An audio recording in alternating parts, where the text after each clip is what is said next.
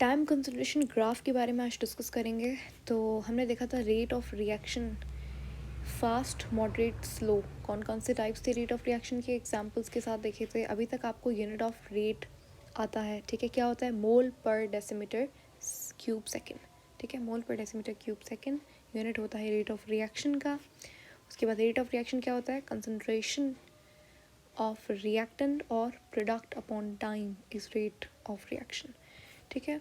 अब देखो ये आपका टाइम है, असल में ये रेट का ही ग्राफ है जिसे आप टाइम कंसंट्रेशन ग्राफ कहते हो।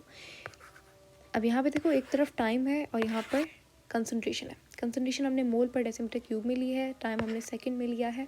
अब यहाँ पे हम लोग देखते हैं कि रिएक्टेंट किस तरीके से, रिएक्टेंट की कंसंट्रेशन कम होती है, बढ़ती है विथ टाइम, और किस तरीके से प्रोडक्ट की कंसंट्रेशन चेंज होती है विथ रिस्पेक्ट टू टाइम। ये ग्राफ बहुत इंपॉर्टेंट है, बिलीव मी, ये ग्राफ से बहुत सारा क्वेश्चन बन सकता है, ठीक है। पहले बात करेंगे रिएक्टेंट कैसे बिहेव करता है विथ, जैसे जैसे टाइम गुजरता है तो रिएक्टेंट की कंसंट्रेशन कम होती है या बढ़ती है, ये हम लोग बात कर चुके हैं। रिएक्टेंट की कंसंट्रेशन क्या होती है, हमेशा कम होती है, इसीलिए हम जैसे फॉर एग्जांपल ए कन्वर्ट हो रहा है बी में, तो ये हमारा क्या है, रिएक्टेंट है। रिएक्टेंट की कंसंट्रेशन क्या होती है, कम होती है, इसीलिए हम लोग यहाँ पे नेगेटिव साइन लगाते हैं, ठीक है।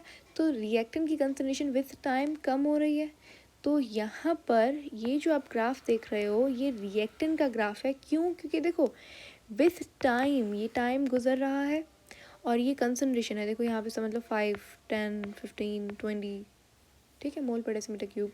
अब यहाँ पे समझ लो 20 थी, 20 मोल पर डेसीमीटर क्यूब थी कंसंट्रेशन रिएक्टेंट की। तो विथ टाइम ये क्या हो रहा है, 15 हुई, फिर 10 हुई, फिर 5 हुई, ठीक है।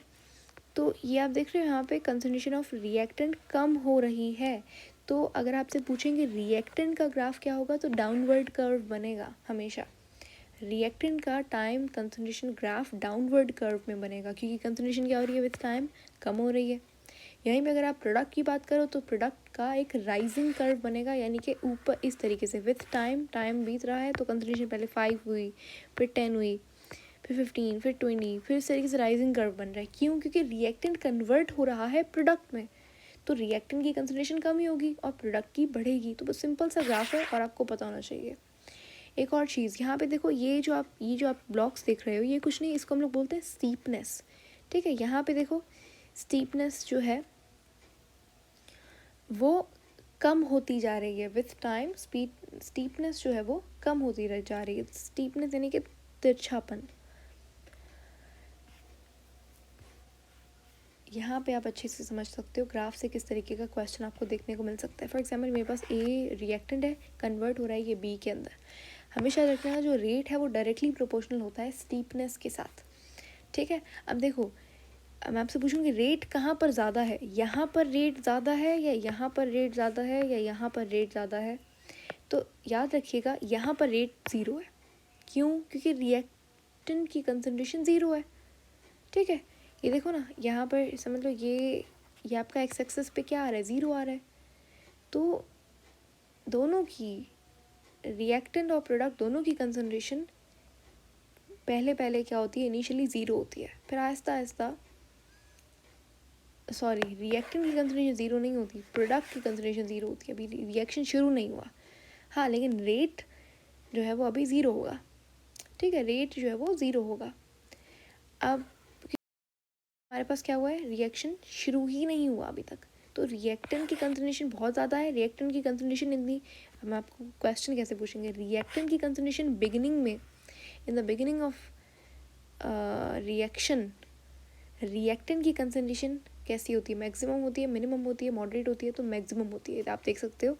हाँ ये देखो, ये कंसंट्रेशन के ग्राफ के ऊपर ये रहा आपका रिएक्टेंट, तो रिएक्टेंट की कंसंट्रेशन मैक्सिमम है, और यही कंसंट्रेशन के वाई एक्सिस के ऊपर प्रोडक्ट क्या है, ज़ीरो है, तो प्रोडक्ट अभी ज़ीरो है, यानी कि अभी तक रिएक्शन शुरू नहीं हुआ। अब आहिस्ता आहिस्ता क्या होता है, रिएक्टेंट कम होता जाता है, प्रोडक्ट बढ़ता जाता है, सही है। बिगिनिंग ऑफ द रिएक्शन, क्या रिएक्शन रेट फास्ट होता है या स्लो होता है, तो in the beginning of the reaction यहाँ पर रेट जो है वो फास्ट होगा। क्यों, क्योंकि रिएक्टेंट जो है वो मैक्सिमम है।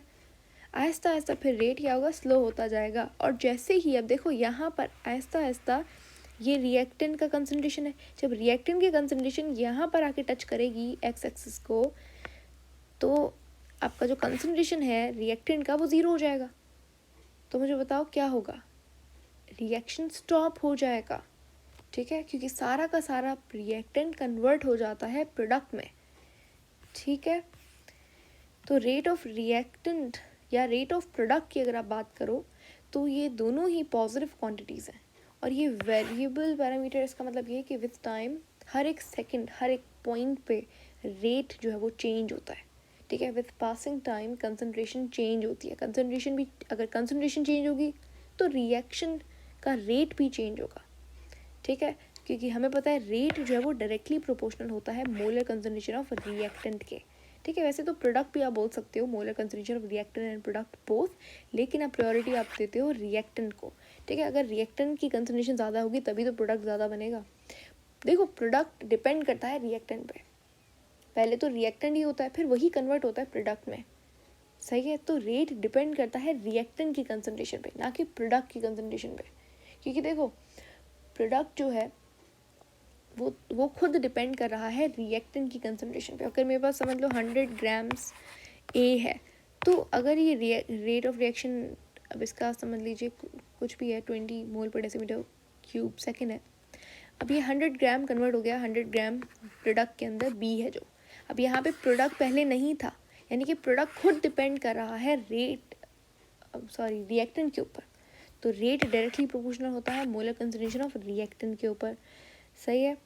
और ये यहाँ पे लिखा हुआ है कि रेट जो है वो कंटिन्यूसली क्या होता है, डिक्रीज़ होता है। एक तो कंटिन्यूसली चेंज होता है, दूसरा डिक्रीज़ होता है कंटिन्यूसली। यहाँ पे रेट क्या है, मैक्सिमम है, विथ टाइम रेट क्या होता है, कम होता है। क्यों? क्योंकि रिएक्टेंट की कंसंट्रेशन कम हो रही है। अब जब सारा का सारा रिएक्टेंट, बताया था अभी मैंने, जब सारा का सारा रिएक्टेंट कन्वर्ट हो जाता है प्रोडक्ट के अंदर, तो रेट क्या हो जाता है, ज़ीरो हो जाता है, ठीक है। रेट क्या हो जाएगा, ज़ीरो। समझ लीजिए मैं यहाँ पे मैं जानना चाहती हूँ यहाँ पे रेट क्या है, ठीक है। जब ये रिएक्टेंट आके यहाँ पे टच किया तो रिएक्शन स्टॉप हो गया। अब रेट क्या है, रेट ज़ीरो होगा। कैसे, ये समझ लीजिए ए इंटू बी है, concentration of A upon time, concentration of A, इस पॉइंट पे कंसंट्रेशन क्या है, ज़ीरो है ए की, और टाइम समझ लीजिए यहाँ पे कुछ 50 सेकेंड्स है। अगर ज़ीरो से आप इसे डिवाइड करोगे तो ज़ीरो ही, अब यानी कि यहाँ पर जो रेट है वो रुक जाएगा, रेट ज़ीरो हो जाएगा, ठीक है। तो ये टाइम कंसंट्रेशन ग्राफ बहुत इंपॉर्टेंट है।